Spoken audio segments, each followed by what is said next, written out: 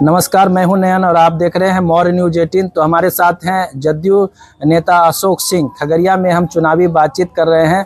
जैसा कि आपको पता है कि लोकसभा का चुनाव है और हम पब्लिक से रूबरू हो रहे हैं, लेकिन हमारे साथ हैं जदयू के नेता अशोक सिंह। जल्दी इंटरव्यू देते भी नहीं हैं, लेकिन आज हमने सोचा कि चूँकि जदयू और अलायंस अभी जो बना है नया फिर से भाजपा के साथ जुड़ी है, तो खगड़िया में क्या माहौल है इस बात को समझने आए।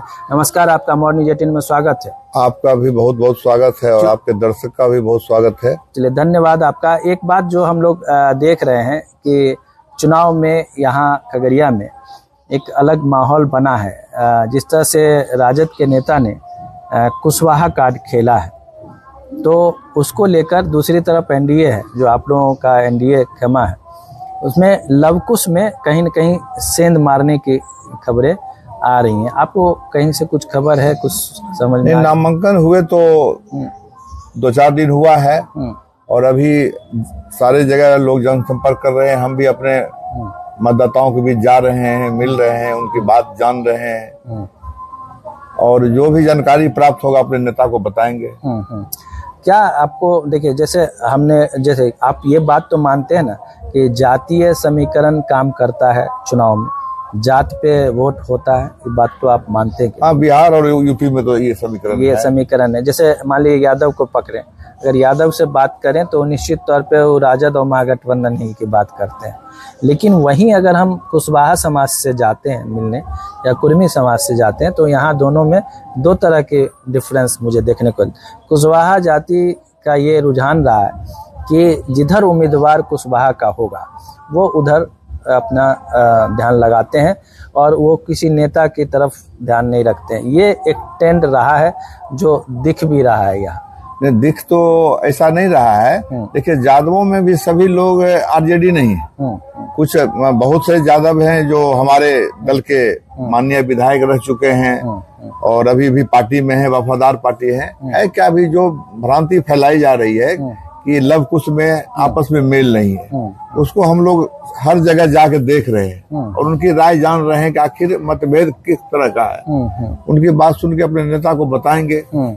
सम्राट चौधरी यहाँ आए थे तो वो उन्होंने कहा था, नामांकन सभा में आए भी थे, तो उन्होंने कहा था टिक के रहिएगा, हाँ ठीक से रहिएगा, एक तरफ रहिएगा, हाँ ध्यान रहे। उनकी जो शैली रही है बोलने की, उसमें निश्चित तौर पे मैंने एनालिसिस में कहा भी था कि ये टिक के रहिएगा, एक तरफ रहिएगा, ये निश्चित तौर पे वो कुशवाहा को इंडिकेट करके कह रहे थे। तो कहीं न कहीं लग रहा है ना कि कुशवाहा कार्ड राजद ने खेला है, तो इससे घबराहट सम्राट चौधरी जैसे, उपेंद्र कुशवाहा जैसे लीडर को भी है। नहीं, ऐसा नहीं। उन्होंने कहा कि टिक के रहिएगा, यानी हम लोग लवकुश जो है शुरू से एक प्लेटफॉर्म पर रहते हैं। टिक के रहिएगा मतलब कि एनडीए में टिक के रहिएगा, उनके कहने का तात्पर्य था कि एनडीए में टिक के रहिएगा। लेकिन ऐसा हो नहीं रहा है, इसलिए तो कहना पड़ रहा है। जो हमारे दल के विपरीत लोग हैं वो इस तरह से परिभाषित करते हैं कि ये उन्होंने कहा कि उधर ही रहिएगा।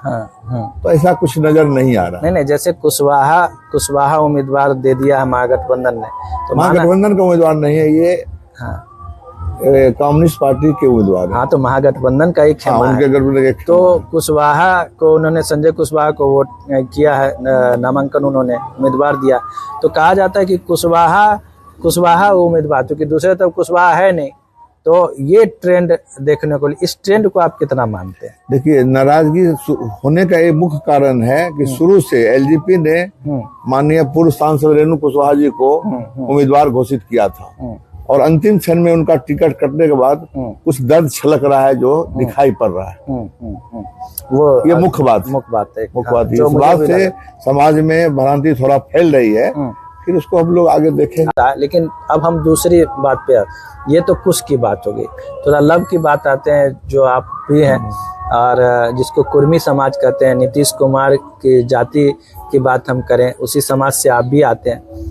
कहा जाता है कि लोजपा ने नीतीश कुमार को धोबिया पछाड़ दिया था और हराने में बड़ी भूमिका निभाई थी, 47 सीट पर विधानसभा में ला दिया। उस बात का गुस्सा कुर्मी में है और जहां लोजपा है वहां कुर्मी मानने को तैयार नहीं है कि हमारे नेता अगर एनडीए में है तो भी कुछ न कुछ सबक सिखाऊंगा, ऐसी चर्चा है।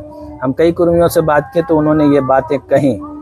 कि हम अभी देखेंगे समझेंगे, अभी डिसीजन हम नहीं लेंगे, क्योंकि इन्होंने लोजपा ने मेरे साथ किया है नेता। नहीं, ये तो बात सच है कि जो लोजपा पिछले बार किया है तो समाज में एक दर्द है, कसक है, कहीं न कहीं दर्द है कि उन्होंने पूरे पिछले चुनाव में जो किया था नीतीश कुमार जी का, वो अच्छा नहीं था।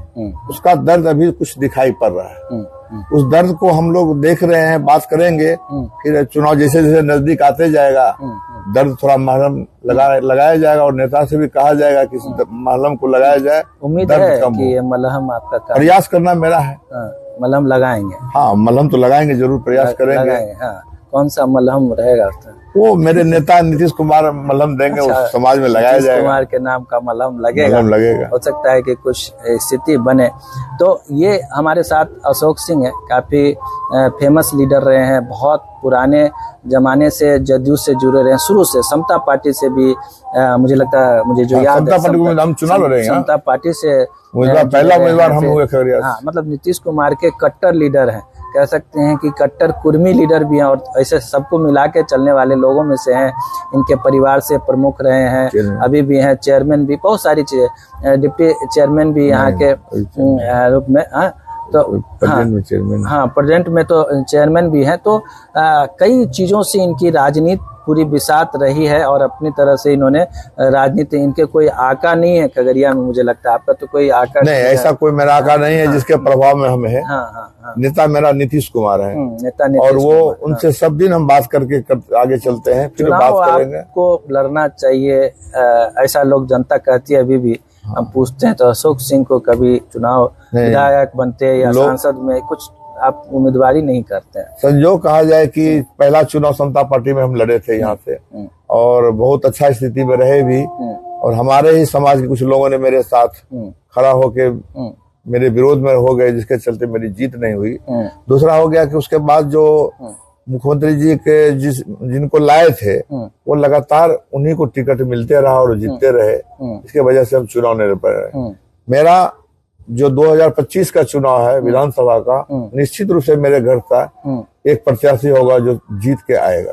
जो 25 के आप देख रहे हैं, 25 की तैयारी मेरे द्वारा हो रहा है, के तरफ तैयारी देख रहे हैं। देखिए, बहुत बड़ी खबर है, इस लोकसभा चुनाव अभी चल रहा है, लेकिन इन्होंने कहा कि विधानसभा में मैं इस पे विचार कर रहा हूं, निश्चित तौर पे मेरे परिवार या मेरे तरफ से उम्मीदवारी होगी।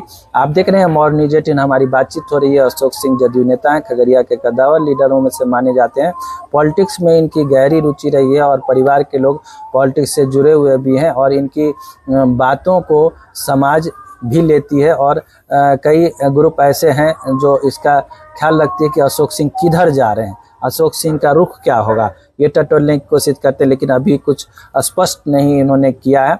बोल रहे हैं कि समाज में जाऊंगा, उनकी नाराजगी को समझूंगा। आप जो कह रहे हैं उस तर्क को मैं टटोलने की कोशिश कर रहा हूं कि इसमें कितनी सच्चाई है, तमाम बातों को ये रख भी रहे हैं। एक बात हम चलते चलते आपसे पूछना चाहेंगे कि जो अभी चुनावी माहौल है, जो चीजें चल रही हैं खगड़िया में, बाहरी प्लस, देखिए नयन जी, मेरे में एक दर्द है कि नामांकन में मुझे नहीं बुलाया गया, और मेरे समाज के जो जदयू के कद्दावर नेता हैं इस खगड़िया में लोकसभा में, वो बहुत घर में बैठे हुए हैं, उनको पूछा नहीं गया है। इससे नाराजगी बहुत ज्यादा है।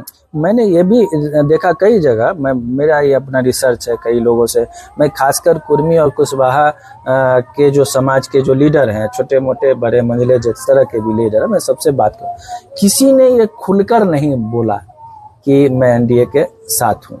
एक जो जिला अध्यक्ष हैं आपके जदयू के, उनको छोड़कर उन्होंने, देखिए जहां तक जिलाध्यक्ष की बात है, जिलाध्यक्ष को अपने पार्टी के वर्कर से, पंचायत से लेकर जिला स्तर से बात करना चाहिए था, और नामांकन में उनको जरूर आमंत्रण करना चाहिए था। उन्होंने नहीं किया, उनका ये भूल है, और उस भूल के चलते लोगों में नाराजगी लोगों ने मंच पे आपको देखा नहीं नामांकन में। मुझे तो आमंत्रण ही नहीं मिला था। आमंत्रण नहीं मिला था।